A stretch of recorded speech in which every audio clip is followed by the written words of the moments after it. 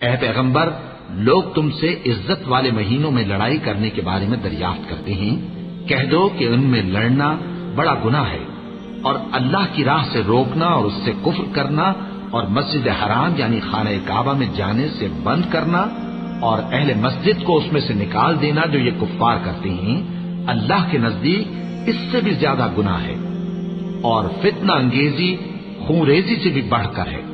اور یہ لوگ ہمیشہ تم سے لڑتے رہیں گے، یہاں تک کہ اگر مقدور رکھیں تو تم کو تمہارے دین سے پھیر دے، اور جو کوئی تم میں سے اپنے دین سے پھر کر کافر ہو جائے گا اور کافر ہی مرے گا تو ایسے لوگوں کے اعمال دنیا اور آخرت دونوں میں برباد ہو جائیں گے، اور یہی لوگ دوزخ میں جانے والے ہیں جس میں ہمیشہ رہیں گے۔ جو لوگ ایمان لائے اور اللہ کے لیے وطن چھوڑ گئے اور کفار سے جنگ کرتے رہے، وہی اللہ کی رحمت کے امیدوار ہیں، اور اللہ بخشنے والا ہے، رحمت کرنے والا۔